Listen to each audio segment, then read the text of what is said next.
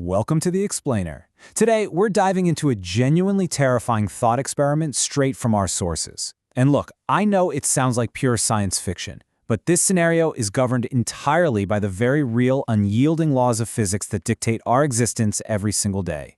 So buckle up, because we are about to pull the ultimate cosmic emergency brake.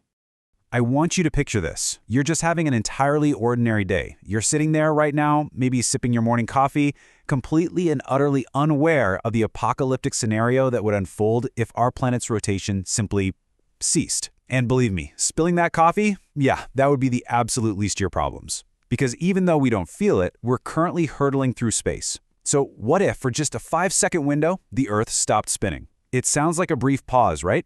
A tiny blip in time. But as we're about to see, 5 seconds is literally all it takes to completely rewrite the surface of our world. To truly wrap our heads around the sheer scale of this threat, we first have to realize that we are all passengers on a massive planetary bullet train, 1,670 kilometers per hour. That is the breakneck speed of Earth's rotation at the equator. Right now, the ground beneath your feet, the oceans, the atmosphere, every bit of it is humming with a massive amount of kinetic energy, just quietly operating in the background of our everyday lives. Now, you might be wondering, well, why don't we feel like we're traveling at well over 1,000 kilometers per hour?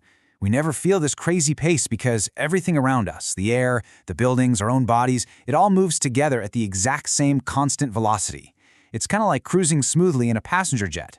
But if the solid crust of the Earth suddenly stopped, if that cosmic emergency brake actually engaged, the physics turn absolutely terrifying, because that brake would only stop the solid bedrock of the planet. It would not stop a single thing sitting on top of it. It all boils down to a fundamental rule of physics you probably remember, the law of inertia. An object in motion stays in motion unless acted upon by an outside force. So, when the planetary bedrock suddenly freezes in place, the atmosphere, the vast oceans, and absolutely everything humanity has ever built wouldn't stop. They'd obey this law and just keep rushing eastward at their original supersonic speeds. The ground stops, but the world on top of it, it keeps going. Let's actually walk through this escalating nightmare, tracking the cause and effect second by agonizing second, because a mere 5-second window is all it takes to erase human civilization as we know it. In the very first second, the atmosphere transforms into a supersonic blast. By second 3, the oceans revolt. And by second 5, the very crust of the Earth begins to tear itself apart. So let's break down exactly what happens to the surface of the planet during this insane countdown. Where you happen to be located on the globe dictates exactly how you'd experience this kinetic apocalypse. Down at the equator, you and everything not anchored deep into the bedrock would instantly be launched sideways at 465 meters per second. Just to put that into perspective, that is faster than the speed of sound. The air itself basically turns into a weapon of mass destruction, creating a supersonic atmospheric shockwave that's 4 times more powerful than the worst tornadoes in human history. This kinetic blast would grind civilization into fine dust within the first 2 seconds. Further north or south, up in the mid-latitudes, the speed is slightly slower, but still totally catastrophic, hitting nearly 1,000 kilometers per hour. That is a wind speed twice as fast as a Category 5 hurricane. And those hurricane-force winds?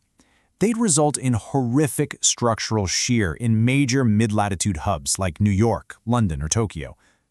Just think about our greatest architectural achievements for a second. Skyscrapers like the Empire State Building are anchored deep into the bedrock, right? So their foundations would stay pinned to the suddenly stationary Earth. But the upper floors, their immense inertia means they would try to just keep flying eastward. The result is instant structural shear. These massive steel and concrete towers would snap and explode into flying shrapnel, essentially raining down over the stopped planet. At the exact same time, an elemental wipeout occurs on a scale that's honestly hard to even fathom. Trillions of tons of ocean water just keep surging eastward. On western coasts, the oceans would instantly vanish as the water rushes away. But on eastern coasts, a wall of water hundreds of meters high would slam into land like a colossal hydraulic ram, literally scraping entire metropolitan areas off the map and churning all that city debris into a toxic slurry. And beneath the surface, it gets even worse. Without this centrifugal force of rotation, Earth's equatorial bulge would actually collapse. Gravity would pull the oceans away from the equator toward the poles. Tectonic plates would violently crash into each other, fault lines would snap, triggering unprecedented global mega-earthquakes and fracturing volcanic magma chambers worldwide.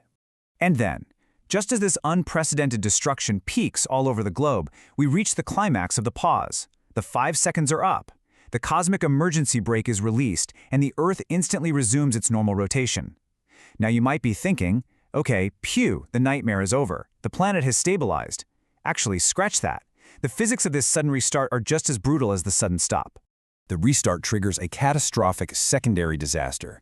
The sudden reignition of the Earth's spin causes everything, all the debris, the ocean water, and the supersonic air still flying forward, to suddenly be slammed backward relative to the now accelerating ground beneath it.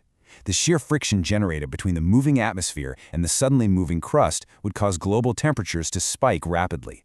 This intense atmospheric friction acts like a match struck against the side of a massive box, instantly igniting global firestorms across the already ruined continents. So when the dust, water, and fire finally settle, human civilization is effectively 99% erased.